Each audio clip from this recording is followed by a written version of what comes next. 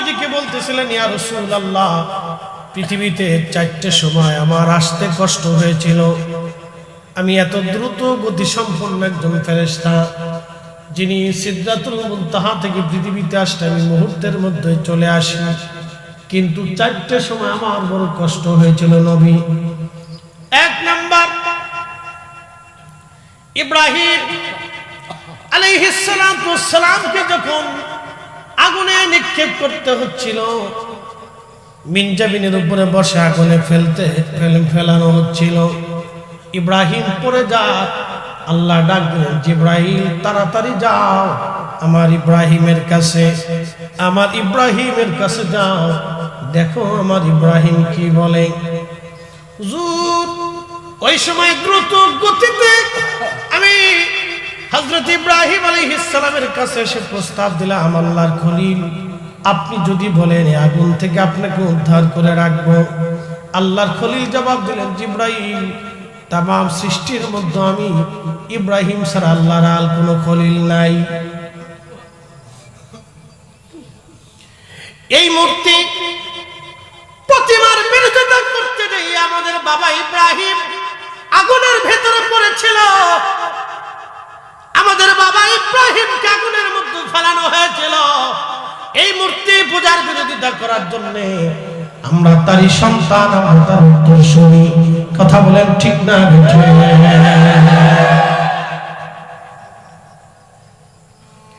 আল্লাহর খলিলকে জিব্রাইল ডাক দে বলতেছে, জিব্রাইল ডাক দে বলতেছে, খলিল, আপনি যদি বলেন আপনাকে তুলে ধরে রাখবো। আল্লাহর খলিল ডাক দে বলতেছেন, জিব্রাইল, আমি ছাড়া আর কেউ খলিল নাই।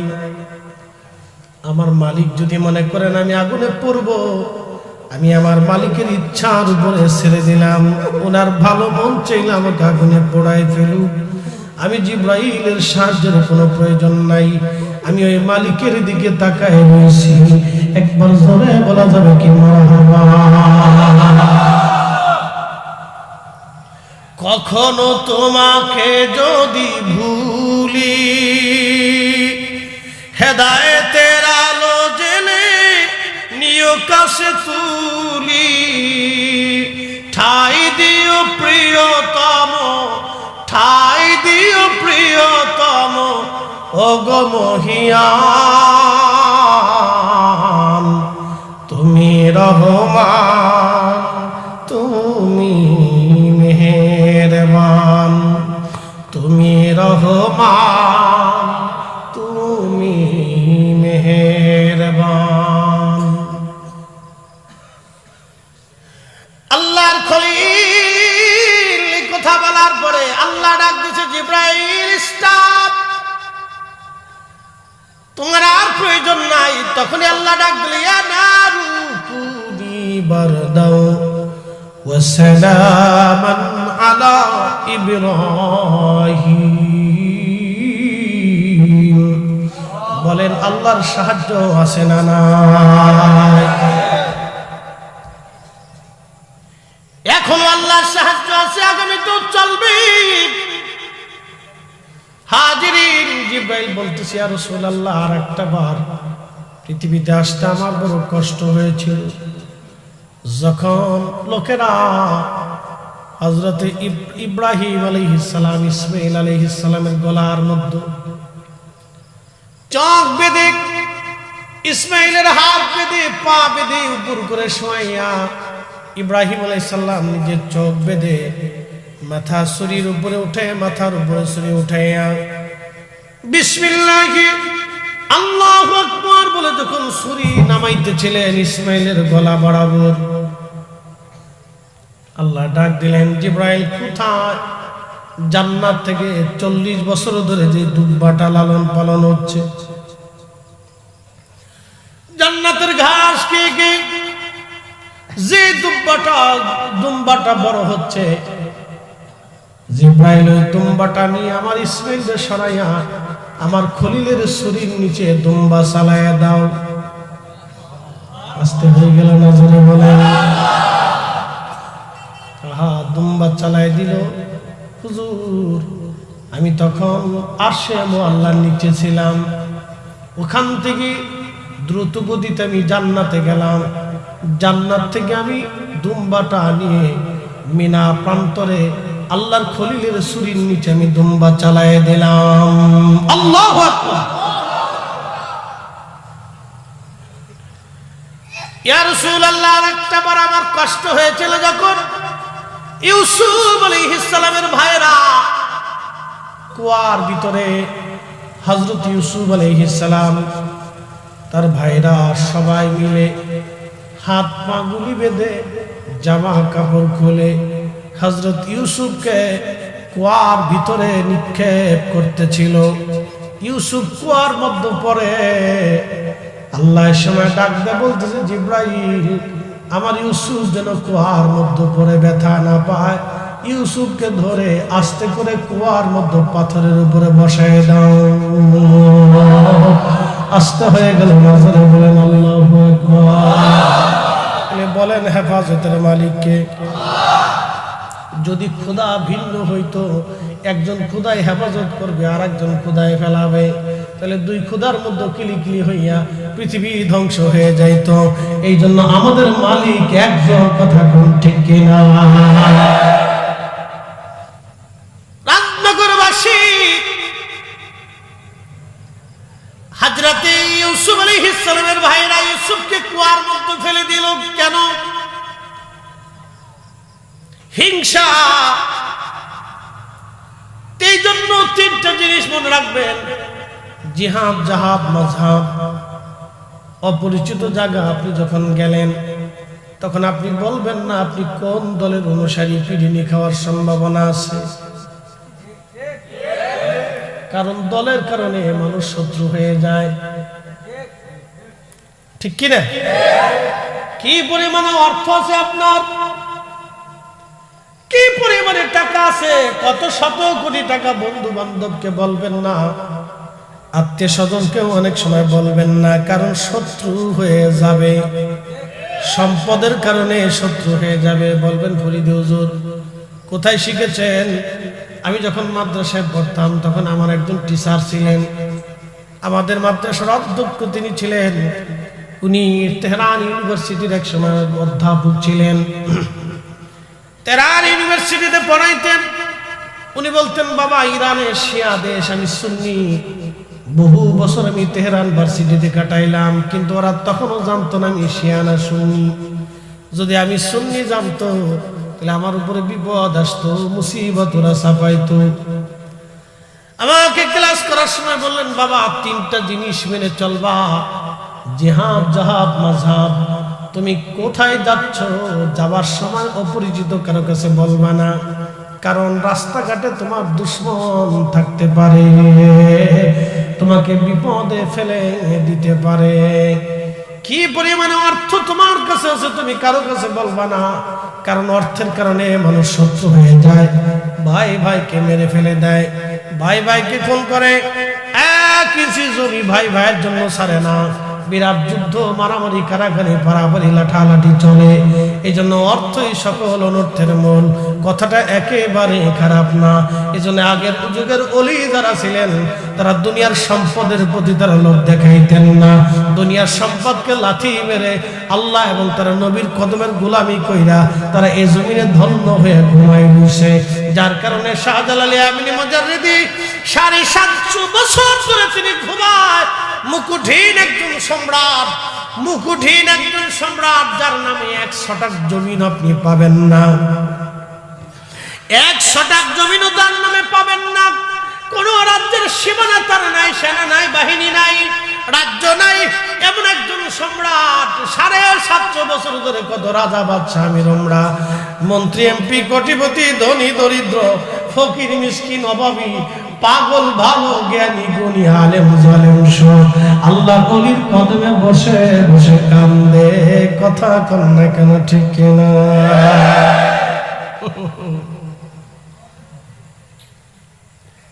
আর একদল আছে মাজার খালি ভাঙিয়ে ফেলবে। আমি কিছু সব ভাঙার দরকার নেই ভাই, তুমি একটাই ভাঙবে। শুধু শাহজালাল আমিনী মুজাররিদি রাহমাতুল্লাহ মাজারটা ভেঙে দেখো, বাংলাদেশে বিশ্বযুদ্ধ হয়ে যাবে। এত বেশি ভাঙার দরকার একটা।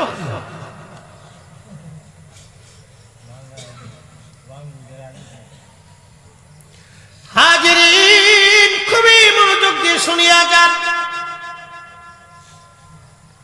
কথা বললে অনেকে কষ্ট পাবে বাবাজি। জমিন আল্লাহর, আসমান আল্লাহর। আসমান জমিনে যাদের হয় তারা আল্লাহর ওলি। আমাদের ইবাদতে আল্লাহ খুশি হয় না। আল্লাহর কিছু ওলি দুনিয়ার মধ্যে থাকেন যাদেরকে চেনা যায় না, তাদের দোয়া জিকিরের কারণে আল্লাহ আসমান থেকে বৃষ্টি দেয়, জমিনে ফসল দেয়। নতুবা আল্লাহর আসমান থেকে পাথরের বৃষ্টি হতো, আল্লাহ জমিন ফেটে ফেটে আগুন বের হয়ে আসতো, ফসল নষ্ট হয়ে যাইত, ভূমিকম্প দিয়ে দিত, এই জনপদবাসীকে ধ্বংস করে দিতেন আল্লাহ। যে পরিমাণে মানুষ গুনাহ করে, অপরাধ করে, শুধুমাত্র আল্লাহর মজুব কিছু পাগল ওলি, আল্লাহর মুজাদ্দিদ ওলামা খুদালা কিছু আছে যাদের ইবাদতে জিকিরে আল্লাহ খুশি হইয়া তাদের দোয়ার কারণে আল্লাহ আমাদের উপরে রহমতের বৃষ্টি দেয়। নতুবা পৃথিবী থাকার কথা না, ঠিক কি না? যে পরিমাণে গুনাহ হয় দুনিয়া থাকার কথাই না। এ মুসলমান, খুব মনোযোগ দিয়ে। জিব্রাইল ডাকতে বলতেছে, হুজুর আরেকটা সময় পৃথিবীতে আসতে আমার কষ্ট হয়েছিল। নবীজি, তায়েফের ময়দানে কাফেররা যখন আপনাকে পাথর মারতেছিল, পাথরের আঘাত এত কঠিন, শরীর থেকে ফিনকি মেরে মেরে রক্ত বের হচ্ছিল। আপনার শরীর মোবারক কেটে কেটে ফেটে ফেটে রক্ত বের হচ্ছিল।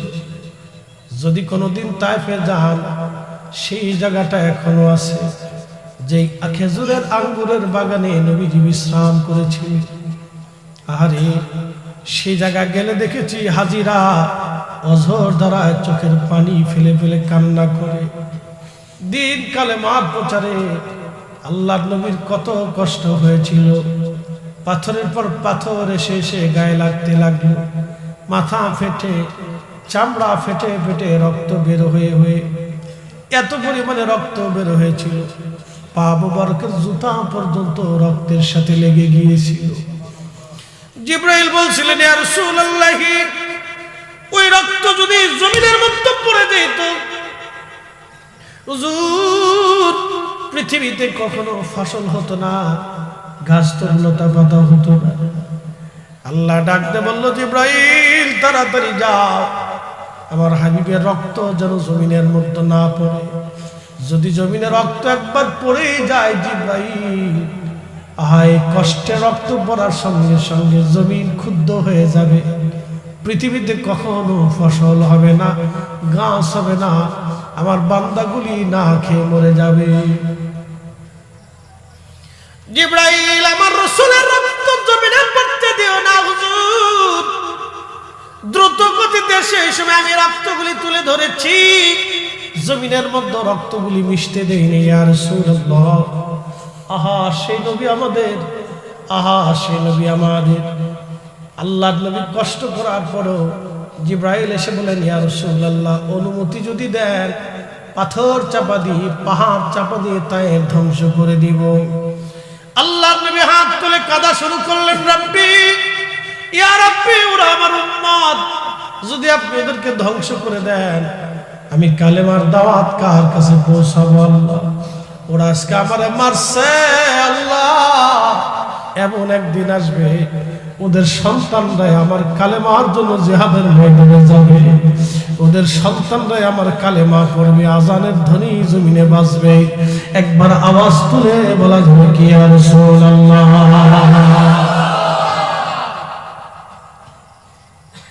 তিনি রাহমাতুল লিল আলামিন, রাহমাতুল লিল আলামিন, রাহমাতুল লিল আলামিন।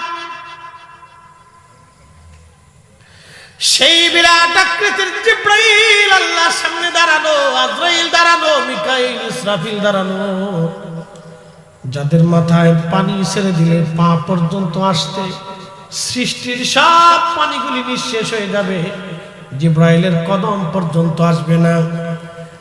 মৃত্যুর সুরত দেখার পরে জিব্রাইল পর্যন্ত অজ্ঞান হয়ে পড়ে গেলেন, আজরাইল অজ্ঞান হয়ে গেলেন, মিকাইল অজ্ঞান, ইসরাফিল অজ্ঞান, তামাম ফেরেশতারা অজ্ঞান হয়ে গেলেন। বেহুশ হয়ে গেলেন। আল্লাহর কুদরতে তার আবার হুশ ফিরে আসলো। হুশ ফিরে যাওয়ার পরে বলতেছে, ইয়া রাব্বি, আপনি এটা কি বানাইছেন আল্লাহ? আল্লাহ ডাক দিয়ে বলেন, এটার নাম মউত, মৃত্যু, মৃত্যু। জিব্রাইল, আজরাইল, ইসরাফিল, মিকাইল বলতেছে, ইয়া রাব্বি, এই মৃত্যু আল্লাহ আপনি কেন বানাইছেন? বলে, আমার ফেরেশতারা রে, আমার এমন কোন সৃষ্টি নাই, কুল্লু নাফস যায়িকাতুল মউত, এই মরণের স্বাদ তাদের আস্বাদন করা না লাগবে। জিব্রাইল, ইসরাফিল, মিকাইল ডাকতে কে, রব্বি, এত কঠিন মৃত্যুর সুরত আপনি বানাইছেন আল্লাহ। সৃষ্টি, পৃথিবীর মানুষ সব কিছু ছেড়ে দিবে, সংসার হবে না, দুনিয়া হবে না, কিছুই তারা করবে না। আল্লাহ ডাক ডাকে, ফেরেশতারা রে, আমি বান্দার জন্য মৃত্যু সৃষ্টি করলাম, হায়াত সৃষ্টি করে দিলাম, আরো একটা বিষয় সৃষ্টি করলাম, আশা আকাঙ্ক্ষা সৃষ্টি করে দিলাম। এই জন্য দেখবেন মানুষ মরে যাওয়ার পরে কবর দেওয়ার সময় মানুষ হাসে, কবর দেওয়ার সময় মানুষ হাসে, বন্ধুরা গল্প করে কালকে কি করবে, কবরের পাশে দাঁড়ায় দাঁড়ায় গল্প করে। কিন্তু তারাও জানে এই কবর আগামী দিন তার জন্য প্রস্তুত হবে। জিন্দেগি তোর যাইরে ফাঁকি দিয়া সোনার জিন্দেগি তোর যায় ফাঁকি দিয়া। ও আদাম রে,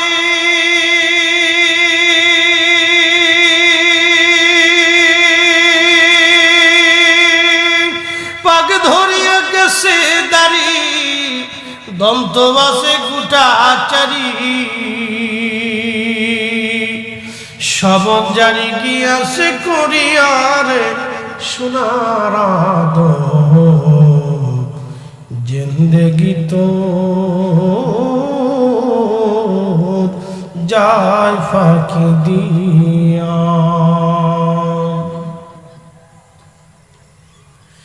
মৃত্যুর রূপ দেখে ফেরেশতারা আপত্তি করে বলে, ইয়া রাব্বি, পৃথিবীর মানব জাতি সব কিছু থেকে তারা জুদা হয়ে যাবে মরণের ভয়ে।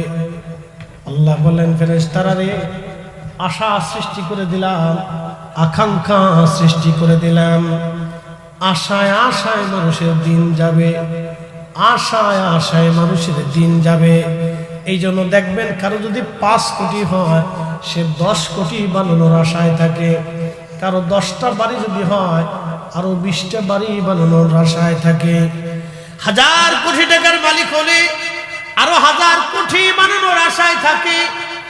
2 কোটি টাকা চুরি করলে আরো 5 কোটি চুরির ধান্দা করে। কি কথা কন না কেন? ওরা আশায় আশায় আশায় আশায় থাকে, আরো নিবে আরো নিবে। এমপি হইলে মন্ত্রীর চিন্তা করে, মন্ত্রী হইলে প্রেসিডেন্টের চিন্তা করে, প্রেসিডেন্ট হইলে প্রধানমন্ত্রীর চিন্তা করে। এইভাবে শুধু আশা আশা আশা আশা আশা কখনো কমে না। মানুষের আশা দিন দিন বাড়তে থাকে। কবরে নেওয়ার সময় মানুষ হাসে, কবর দেওয়ার সময় অনেকে হাসে, গোসল করানোর সময় হাসে। বাড়িতে মুর্দা লাশ রেখে আত্মীয় স্বজন, গ্রামবাসী, এলাকাবাসী আসছে, তারা গল্প গুজব করে হাসাহাসি করে। বাজানো, ওরা মুর্দা লাশটা দেখেও তারপরে হাসাহাসি করে। এটার নাম আশা। তারা তখনও আশায় থাকে, ও মারা গেছে, আমি আরো 50 বছর বেঁচে থাকবো। কিন্তু আল্লাহ বলে দিলেন, হাবিব উম্মতকে বলেন, কুল ইন্নাল মাউতাল্লাযী তাফিরুনা মিনহু ফাইন্নাহু মুলাকীকুম। হুজুর, মরণ থেকে তারা সবাই পালায়, পালায়া বাঁচার চেষ্টা করে। নবীজি বলে দেন, এই মরণ থেকে পালানোর কোনো রাস্তা নাই। আল্লাহ তোমার দিলাম। আজরাইল ডাক দেখা, ইয়া রাব্বি, তার বিকট চেহারা দেখে আমি নিজেই তো অজ্ঞান হয়ে গেছি। আল্লাহ, ওই মালাকুল মউতের দায়িত্ব তুমি আমারে দিলাই, মৃত্যুকে আমি কি করে কন্ট্রোল করব? আল্লাহ ডাক দিয়ে বলেন, আজরাইল, আমি রব সেই শক্তি তোমাকে দিব। আজকে থেকে তোমাকে মালাকুল মউত বানাইলাম। আজরাইল ডাক দেখা, রাব্বি, এই মউতের শিকার কি আমাকেও হতে হবে? আল্লাহ ডাক দিয়ে বলতেছেন, আজরাইল, সৃষ্টির মধ্যে এমন কোন জীবন নাই, এমন কোন জীবন নাই রে আজরাইল, যেই জীবনের মউতের স্বাদ না নিতে হবে। প্রত্যেকটা জীবনের মউতের স্বাদ নিতে হবে। আজরাইল, তোমাকেও মউতের স্বাদ নেওয়া লাগবে। এই মরণ থেকে তুমি পালাইতে পারবা না। মৃত্যু থেকে তুমি মালাকুল মউতের রেহাই হবে না। তোমাকেও মরণের স্বাদ আস্বাদন করা লাগবে আজরাইল। আল্লাহ ডাক দিলেন, হাবিব উম্মতকে বলে দেন, এই মউত সবাইকে দেওয়া লাগবে। খুব মনোযোগ দেন রাজনগরবাসী। মৃত্যুর সময় যখন ঘনিয়ে যায়, 1 সেকেন্ড আগেও হবে না, 1 সেকেন্ড পরেও হবে না। মৃত্যু রাজা চিনে না, প্রজা চিনে না, বাচ্চা চিনে না, বিজ্ঞানী চিনে না, সে কাউকে চিনে না। সে চিনে খোদার হুকুম যখন শেষ হয়ে যাবে। 1 সেকেন্ড আগেও হবে না, পরেও হবে না। ওয়ালা ইউআক্কিরাল্লাহু নাফসান ইযা জাআ আজালুহা।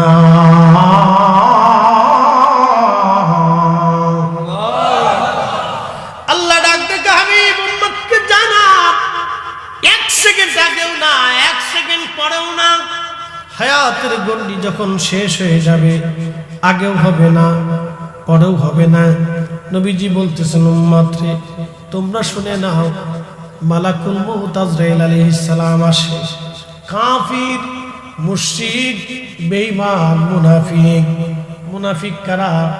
কথায় কথায় যারা মিথ্যা বলে, আমানত রাখলে খেয়ানত করে এবং ওয়াদা করলে বরখেলাপ করে। আল্লাহ রাসূল বলেন, এরা মুনাফিক। মুনাফিকের আলামত 3টা। 1 নাম্বার, কথায় কথায় মিথ্যা বলে। আমাদের দেশের রাজনীতিবিদ যারা আছে, তারা কথায় কথায় মিথ্যা বলে, ওয়াদা করলে বরখেলাপ করে, আমানত রাখলে খেয়ানত করে। বেজার হয়েন না বাবা, বেজার হয়েন না। ভোট দিবেন কারে চিন্তা করে দিয়েন। আমার ভাইয়ের চরিত্র ফুলের মতো পবিত্র, এই কথার স্লোগান দিয়া ভাইয়ের পক্ষ নিয়ে জাহান্নামের টিকিট কাটা যাবে না। কি কথা কর না কেন, ঠিক কিনা? সৃষ্টির মতো কারো চরিত্র যদি ফুলের মতো হয়, তিনি আমার নবী, আমার রাসূল ছাড়া ফুলের মতো পবিত্র চরিত্র আর কারো নাই। কথা কর না কেন? হাজিরিন, খুব মনোযোগ দিয়ে শুনে যাবেন। আজ উচিত কথায় ময় বেজার, গরম ভাতে বিলাই বেজার, ডাল ভাতে কুটুম বেজার।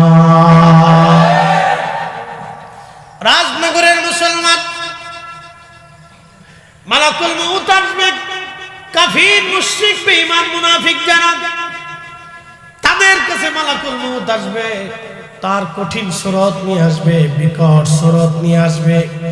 আহা, তখন রূহটা তামাম শরীরের মধ্যে দৌড়ায়।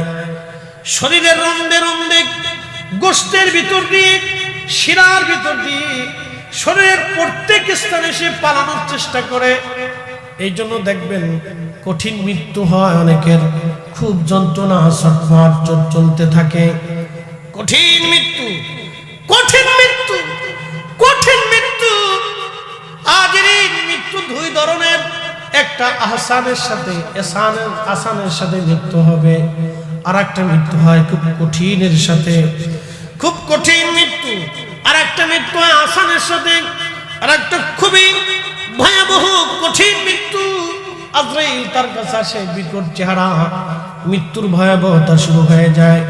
আল্লাহর নবী বললেন, মুনাফিক, বেঈমান, নাফরমানদের মৃত্যুটা হবে এতটাই ভয়াবহ, একটা উটের চামড়া তুমি যদি জিন্দা হালতে ছেলাও, 1 বার 2 বার 100 বার একটা উটের চামড়া যদি ছিলানো হয় যতটা কষ্ট হয়, আল্লাহ নবী বললেন নাফরমানদের মৃত্যুর যন্ত্রণা তার চাইতে বেশি ভয়াবহ হয়। কত কঠিন মউত, কত কঠিন, কত কঠিন।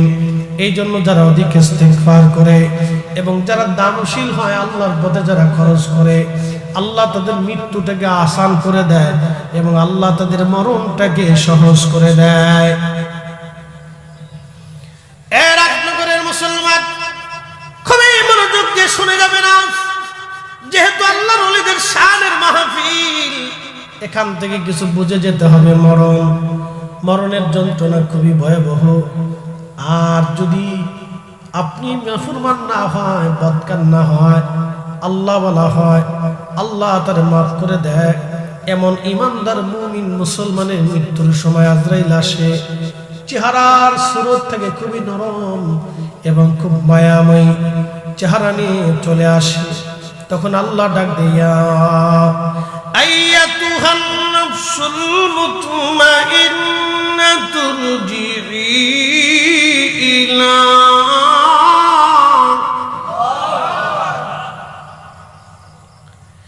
ইলা রাব্বিকি রাদিয়াতাম মারদিয়া ফাদখুলি ফি ইবাদি ওয়াদখুলি জান্নাতি। হে নফসে মুতমাইন্না, হে নফসে মুতমাইন্না, প্রশান্ত আত্মা, প্রশান্ত আত্মা, তুমি ঝগড়া করো নাই, মারামারি করো নাই, অন্যের জমিন তুমি মেরে খাও নাই, প্রশান্ত আত্মা। আমাদের দেশে দেখবেন কিছু বেমারি আত্মা আছে, অসুস্থ আত্মা আছে, যারা পায় পাড়া দিয়ে ঝগড়া বাঁধায়। এরকম কিছু অসুস্থ আত্মা আমাদের দেশে আছে। কি কথা কম না কেন? পায় পাড়া দিয়ে ভেজাল বাঁধায়, গ্রামে এরে ক্লিক দেয়, ওরে ক্লিক দিক, গ্রুপের মধ্যে ভেজাল সৃষ্টি করে মারামারি লাগায়। এরা অসুস্থ। আপনাদের সিলেটের ভাষায় বলে বেমারি, সিলেটের ভাষায় কি কয়? বেমারি। এদেরকে বলে অসুস্থ আত্মা, বেমারি আত্মা। আর আল্লাহ ডাক দিয়ে বললেন, ইয়া আইয়াতুহান নাফসুল মুতমাইন্না, হে প্রশান্ত আত্মা, তুমি আমি আল্লাহর কুদরতি কদমে সিজদায় পড়েছ। আমি আল্লাহর আইনে হালালকে হালাল জেনে, হারামকে হারাম জেনে তুমি তোমার নিজের জীবনকে পরিচালিত করেছ। ওই নফসে মুতমাইন্না যে আত্মা বেমারি আত্মা না। আমাদের দেশে বেমারি আত্মা আছে, দেখবেন বাজার ঘাটে গেলে দোকান থেকে বাকি নিয়ে আসছে আর বাকি টাকা ফেরত দেয় না। এটা বেমারি। কথা কন না কেন? মৌলভীবাজার শহরে আদালতে, টিওন অফিসে, ডিসি অফিসে, এসপি অফিসে মাল ছাড়া কথা পায় না। কথা কন না কেন? জোরে বলে। ওই থানায় গেলে মাল ছাড়া কথা বলে না। এটা বেমারি আত্মা। কি আত্মা? জোরে বলেন কি? আরো জোরে বলেন কি? বেমারি, বেমারি। এরা বেমারি আত্মা, বেমারি আত্মা। যারা মানুষের চোখের পানি ঝরায়, যারা মানুষের ঘুম কেড়ে নেয়, বেমারি আত্মা। দেখবেন এই বেমারি আত্মাদেরকে দুনিয়াতে আল্লাহ ঘুমাইতে দেয় না। যারা মানুষের ঘুম কেড়ে নেয়, যারা মানুষ খুন করে, যারা মানুষ হত্যা করে, আল্লাহ তাদের চোখ থেকে ঘুম কেড়ে নেয়। কারণ তারা যেই মানুষটাকে হত্যা করলো নিরপরাধ, তার স্বজনদের চোখের ঘুম কেড়ে নিয়েছে। ওই ব্যক্তির ঘুম চলে যায়। তারা বোতল না খাইলে ঘুমাইতে পারে না, তারা সেবন না করলে ঘুমাইতে পারে না। কোটি কোটি টাকা যারা মেরে দিছে, জনগণের টাকা, গরিবের টাকা যারা মেরে দিল, কোটি কোটি হাজার হাজার গরিবের চোখের ঘুম কেড়ে নিয়েছে। ওদের চোখের ঘুম আল্লাহ নিয়ে নেয়। বেমারি আত্মা ঘুমাইতে পারে না। ওই তারা বোতল সার মুড়িদ হয়ে যায়। 2 টান বোতল না খাইলে ঘুম আসে না। সুখ নাহি রে সুখ পরাণের পাখি, বোতল টাইনে ওয়াকাম করিয়া ঘুম আসি আমার সুখ নাই রে। এদের চোখের ঘুম আল্লাহ কেড়ে নিয়ে নেয়, ঘুমাইতে দেয় না, কারণ ঘুমের মতো শান্তি পৃথিবীতে নাই। কি কথা কন না কেন? ঘুম সৃষ্টি করছে আল্লাহ, বান্দাকে ঘুমাইতে দিলেন আল্লাহ। ঘুম যদি না আসে দেখবেন 2 দিন 3 দিন 4 দিন 5 দিন আপনি ঘুমাইতে না পারলে অসুস্থ হয়ে পড়বেন। আমরা যারা সাধারণ মানুষ দিন আনি দিন খাই, হালাল রুটির উপার্জন করে আমরা যারা খাই, আমরা কায়থোয়ার লগে ঘুমাই যাই, মসজিদে ঘুমাই, মাহফিলে ঘুমাই। কি কথা কন? মসজিদে ঘুম আসে, মাহফিলেও ঘুম আসে, বাড়িতেও ঘুম আসে, বিছনাতেও ঘুম আসে। কারণ চিন্তা নাই, ভাবনা নাই, দুনিয়াতে চিন্তা নাই। আমি কারো টাকা মেরে খাই নাই, কারো জমিন মেরে খাই নাই, কারো অন্যায় করে থাপ্পড় মারি নাই, কাউকে হত্যা করি নাই। দুনিয়াতেও চিন্তা নাই, মরণেও চিন্তা নাই, হাসরেও চিন্তা নাই, কবরেও চিন্তা নাই, মিজানেও চিন্তা নাই, ফুলসিরাতেও চিন্তা নাই। কথা কন না কেন? ঠিক কিনা? আল্লাহ আপনাদেরকে ডাক দেখে, নফসে মুতমাইন্না তুমি আসো, ইরজিই ইলা রাব্বিকা রাদিয়াতাম মারদিয়া, তুমি আমি আল্লাহর সন্তুষ্টির দিকে ফিরে চলে আসো। রে বান্দা আসো, আমি আল্লাহর সন্তুষ্টির দিকে তুমি চলে আসো। নফসে মুতমাইন্না আসো, ফাদখুলি ফি ইবাদি, আমার বান্দারা যারা ইবাদত গুজারি ছিল, ওয়াদখুলি জান্নাতি, আমার বান্দারা যারা জান্নাতে আছে তুমি তাদের সাথে জান্নাতে চলে যাও, জান্নাতে চলে যাও। এখন আপনাদেরকে প্রশ্ন করি, জবাব দিবেন, জান্নাত আছে না নাই? আচ্ছা বলেন তো, আপনার ডানে, আপনার বামে, আপনার পিছনে, আপনার সামনে যারা বসা আছে, আপনি শুধু তাদের চেহারা দেখলেন, বডি দেখলেন, কিন্তু ভিতরের জন যিনি আছে তারে দেখা গেল না। ঠিক কিনা? আপনার বিবির সঙ্গে সংসার করলেন 40 বছর, 40 বছরে একজন স্ত্রী স্বামীর সাথে, স্বামী স্ত্রীর সঙ্গে একসঙ্গে সংসার হলো, বাচ্চা কাচ্চা হলো, সন্তান হলো, পরিচয় হলো, মা হলো, বাবা হলো। শোনেন, আজকে একটা কথা বলে দিয়ে যাই, সুন্দর হইলে সংসার টিকে না। যদি বিশ্ব সুন্দরী হইলে সংসার টিকতো, তাহলে ঐশ্বরিয়া রায়ের তালাক হইতো না। কথা কন না কেন? সুন্দর হইলে সংসার টিকে না, সংসার টিকে গুণে আল্লাহ এবং নবীর তরিকায় যারা থাকবে তাদের সংসার সুন্দর হবে। আল্লাহ নবীর তরিকা না থাকলে লটর পটর সটর পটর, লটর পটর সটর পটর, লটর পটর। কি কথা কথা কথা ক্লিয়ার না? ভেজাল আছে? হাই হাই, বিশ্ব সুন্দরীদের সংসার ভেঙে দিচ্ছে, সব লটর পটর সটর পটর। কথা কর, লটর পটর সটর পটর, কোটি কোটি টাকা সুখ নাই, সুখ নাই। এই জন্য বিয়ে করার আগে মেয়ে চরিত্রবান কিনা, নামাজি কিনা, পর্দাশীল কিনা আপনি দেখে নেবেন। বেপর্দা টিকটক যদি কপালে পড়ে যায়, তাহলে কপালে মনে করবেন ঠাডা পড়ে গেছে।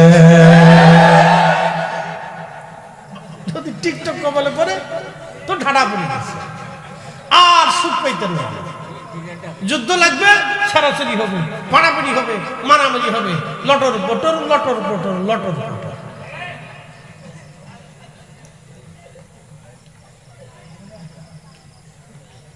এই জন্য আপনারা দেখবেন, আমরা হুজুরা যারা আছি টেনশন নাই, কোন চিন্তা নেই। বেতন পাই 6,000 10,000, ইমাম সাহেবের কোনো টেনশন নেই, বউ পারাপারি করেন। হ্যাঁ, ইমাম সাহেব হুজুরের বউ পারাপারি করেন, বেতন মাত্র 6,000, তাও 6 মাস বাকি।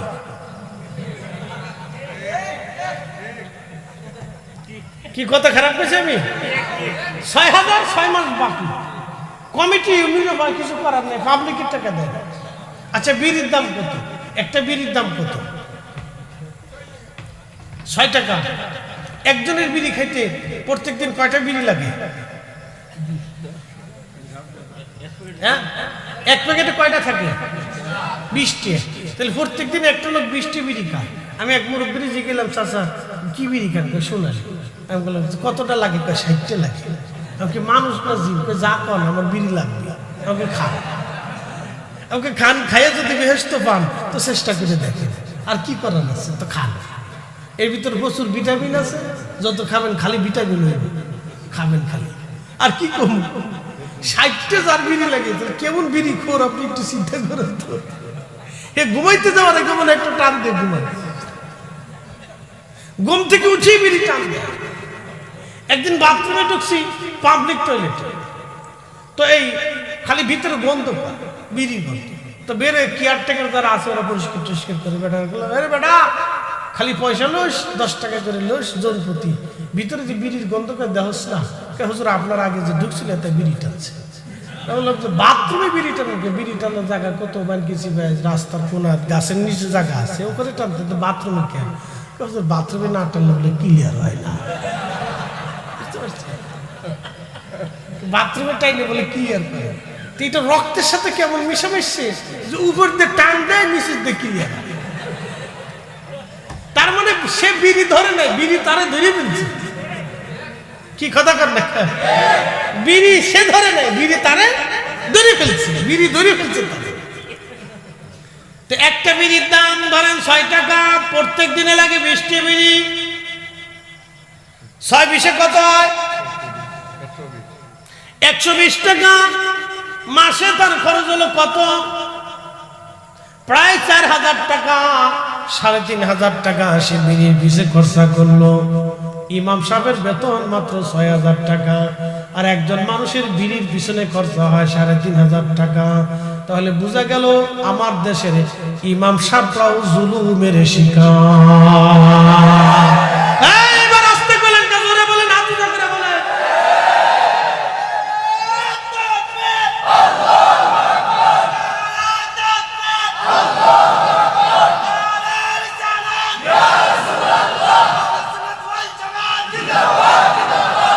এই যে সবাই কিন্তু জিন্দাবাদ করেন না, আমি কিন্তু চেহারা দেখতেছি। আমি হিসাব দিচ্ছি,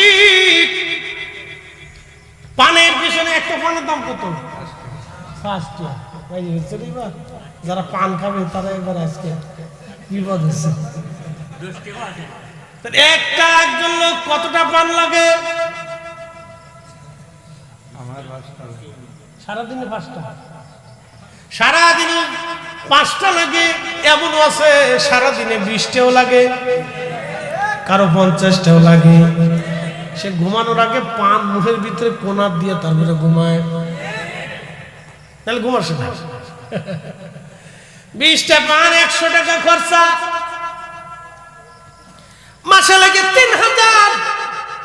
চা পান দিয়ে আপনার খরচা আসে মাসে 3000, 3000ই দল্লা। ইমামের বেতন মাত্র 6000।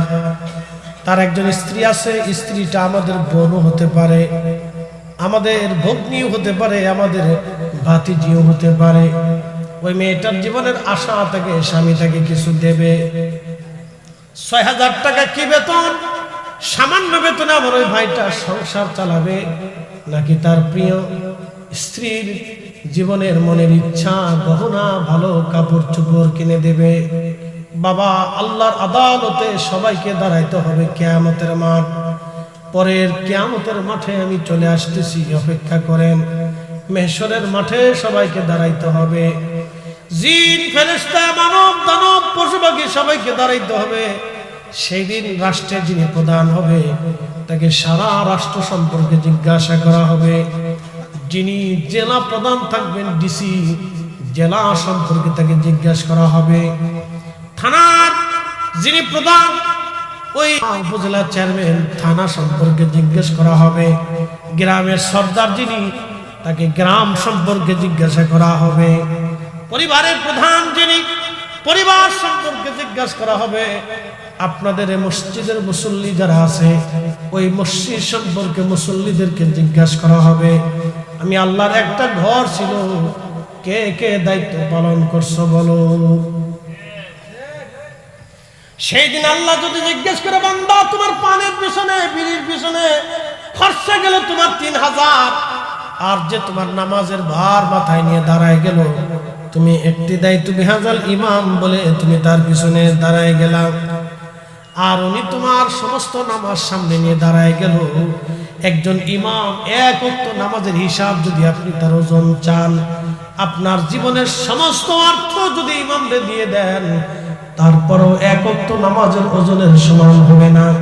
একজন ইমাম আপনার মৌতের সাথী, যিনি আপনার মরণে আপনার জানাজায় দাঁড়ায় যায়, আপনার কবরের পাশে সে দাঁড়ায় যায়, আপনার জুমার নামাজের পরে সে আপনার জন্য দোয়া করে, আপনার দুঃখে সুখে আপনার বাবার কবরে মায়ের কবরে একজন ইমাম দাঁড়ায়, আপনি তাকে ঠকাচ্ছেন বছরের পর বছর, ভাবতেছেন জিজ্ঞাসা করা হবে না কিয়ামতের ময়দানে? না না, বলে হুজুর ইমাম তো 6000 টাকায় রাজি হয়ে যায়, রাজি না হয়ে সে কি করবে? আপনি এর বেশি দেন না, সে তো নিরুপায় হয়ে গেছে। বাবাজি আল্লাহর দরবারে জিজ্ঞাসিত হবেন সেই দিন। অতএব 3000 টাকা যদি আপনার পানের পিছনে খরচা হয়, ইমামের জন্য আপনি 500 টাকা বরাদ্দ করে দেন, আপনারা 100 টাকা করে যারা দেন তারা আর 100 বাড়াই দিলে ইমামের বেতন 10,000 হবে। এই 10,000 টাকা যদি ওনাকে দেন, বার 2,000 টাকা যদি ওনার জন্য বাড়ায় বরাদ্দ করে দেন, তাহলে ওনার স্ত্রী ওনার সন্তান ওনা আপনাদের দিকে সেই দিন কিয়ামতের ময়দানে আপনাকে কঠিন জবাবদিহিতার আওতায় আনা হবে না, কারণ আপনারা ন্যায্য মূল্য আপনি দিয়েছেন। আজকে বাজারের অবস্থা এত কঠিন, 1000 টাকার বাজার করলে ব্যাগ ভরে না। কি কথা কন না কেন, ঠিক কিনা? সবার বাজার চলে, ইমাম সাহেবের বেতন 6000 চলে না। এই জন্য ইমামদের দিকে আপনারা তাকাবেন, কারণ কিয়ামতের ময়দানে জিজ্ঞাসিত করা হবে। কষ্ট হচ্ছে আপনাদের? আমি আপনাদেরকে পরিসংখ্যান দিয়ে বুঝাইলাম। বাবাজি, মানুষের সবচেয়ে বড় আদালতের নাম হচ্ছে বিবেক, ঠিক কিনা? এটা হচ্ছে সবচেয়ে বড় আদালত, এর উপরে কোনো আদালত নাই। আমরা সালিশ দরবার হামলা মামলা এগুলি করে আমরা ইমামের বেতন বাড়াইতে পারবো না, এটা আপনাদের আদালত। যদি আদালত বলে না ওনার একটু বাড়ানোর প্রয়োজন, তাহলে বাড়াবেন। আর যদি আদালত নষ্ট হয়ে যায় তাহলে আর কি করবো, জোর করার সুযোগ নেই। প্রিয় উপস্থিতি আমার, কঠিন মনোযোগ দিবেন। মৃত্যু, এই মৃত্যু হয়ে যাওয়ার পরে আল্লাহ রাসূল বললেন, আমার উম্মত বান্দাকে কবরের দিকে নিয়ে যাওয়া হয়, একটু শুনে যাবেন। কবরে নিয়ে যাওয়ার সময় বান্দা রুহু কাঁদতে থাকে আর বলে, সন্তানরা তোমরা আমাকে কবরের দিকে নিও না, আমি বড় কষ্টের মধ্যে আছি, কবরটা জাহান্নামের টুকরা হয়ে গেছে। আজ রুহু কান্না করে, সন্তানরা এত তাড়াতাড়ি কবরে দিলা। আপনি দেখবেন বাবা যখন মারা যায়, বাবার আর ঘরের মধ্যে রাখে না, খাটিয়ার ভিতরে করে আস্তে করে লাশটা বাড়ির উঠানের সামনে নিয়ে চলে আসে। বাড়ির একটা চাদর দিয়ে ওই খাটিয়ার উপরে ঢেকে দিয়ে দেয়। তারপরে ওই চাদরটা বাবা দাফন কাফন করার পরে ওই চাদরটা এনে ধুয়ে কেউ ব্যবহার করতে চায় না। আব্বার মরণের খাট, মরণের চাদর, বাবা যেই খাটের উপরে মরছে ওই খাটের তোষক বালিশ আর ওই চাদরগুলি সরাই নিয়ে যায়, বাবা এখানে মারা গেছে, এই চাদরের উপরে এটা ধুয়ে আলনার ভিতরে রেখে দাও। কেউ ব্যবহার করতে চায় না, ওটা ভয় পায়। বাবা ওই চাদরে মারা গেছে। বাবাজি, পৃথিবী বড় কঠিন জায়গা, দুনিয়া বড় কঠিন জায়গা, কেউ আপনার আপন না। এই জন্য কবরে যিনি আপন হবেন তিনি আল্লাহ এবং তার নবী। অতএব আল্লাহ এবং তার নবীর বিধান মেনে যাওয়াটাই আমাদের বুদ্ধিমানের কাজ, ঠিক কিনা? বুদ্ধিমানের কাজ আল্লাহ এবং তার রাসূলের বিধান মেনে যাওয়া, নতুবা সারা জিন্দেগিটাই বরবাদ। এটা জিন্দেগিটাই বরবাদ। পৃথিবী একটা ধোঁকার জায়গা, ধোঁকা। ও প্রতিনিয়ত আপনাকে ধোঁকা দিচ্ছে, প্রতিনিয়ত ধোঁকা দিচ্ছে। স্ত্রী অনেক কিছু দিবেন, অনেক খুশি দিবেন না বেজার হয়ে যাবে। সন্তান অনেক কিছু দিবেন, অনেক খুশি দিবেন না বেজার হয়ে যাবে।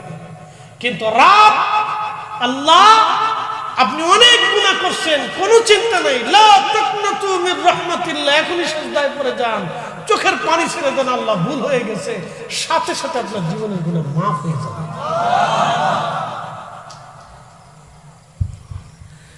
হাজিরিন, রাত্র গভীর, কথা বেশি লম্বা করব না। কবরের দিকে নিয়ে যাওয়া, কবরের মধ্যে নিয়ে যাওয়ার পরে মানুষেরা কবরের মধ্যে রেখে সবাই চলে আসে। আল্লাহর নবী বলেন, উম্মত তোমরা আসবা না, তোমরা তোমাদের ভাইয়ের কবরের পাশে দাঁড়াবা। কত সময় দাঁড়াবা? একটা উট কুরবানি করার পরে, চামড়া ছেলানোর পরে, গোশত বানানোর পরে, ওই গোশত বন্টন করতে যত সময় দরকার, তোমরা তোমাদের ভাইয়ের কবরের পাশে দাঁড়ায়া তত সময় জিকির করো, ইস্তেগফার করো। তোমার ভাইয়ের কবরে কিছু সময় পরে মুনকার নাকির আসবে, সওয়াল করবে, জবাব হবে। এই সওয়াল জবাব যাতে সহজ হয়ে যায়, সেই জন্য তোমরা তোমার ভাইয়ের কবরের পাশে দাঁড়ায় দাঁড়ায়, তোমার ভাইয়ের কবরের পাশে দাঁড়ায় ইস্তাগফিরু লিআখিকুম, তোমরা তোমার ভাইয়ের জন্য ইস্তেগফার করতে থাকো। একবার জোরে বলা যাবে কি সুবহানাল্লাহ? রাজনগরবাসী কবর দেওয়ার পরে তারা হুড়া করে চলে আসবেন না, ওই কবরের পাশে দাঁড়াবেন, কবরের পাশে দাঁড়াবেন, কারণ এটা তার শেষ বিদায়। আর পৃথিবীতে তার সাথে আপনার দেখা হবে না, কবরে যাওয়ারও আর সময় হবে না। এখানে বহু সন্তান আছেন যাদের বাবা মরে গেছে, কবরের পাশে দাঁড়ানোর সময় নাই। কবরও বড় কঠিন জায়গা কবর। আল্লাহ নবী এই জন্য বলেন, উম্মত রে কবরের পাশে দাঁড়াও, কিছু সময় তার কবরের পাশে দাঁড়াও। কত সময় দাঁড়াবা?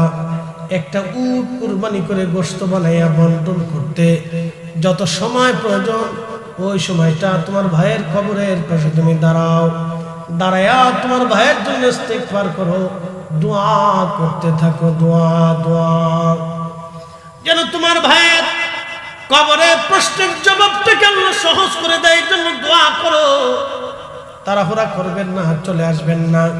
কোরআন শরীফ সূরা ইয়াসিন কবরের পাশে দাঁড়ায় দাঁড়ায় পড়তে থাকবেন, সূরা রহমান ওয়াকিয়া পড়তে থাকবেন, সূরা মুলক পড়তে থাকবেন। এই জন্য আল্লাহর নবী ডাক দিয়ে বলেন, উম্মত প্রত্যেক এশার নামাজের পরে সূরা মুলক তেলাওয়াত করবা। সূরা মুলক প্রত্যেক এশার নামাজের পরে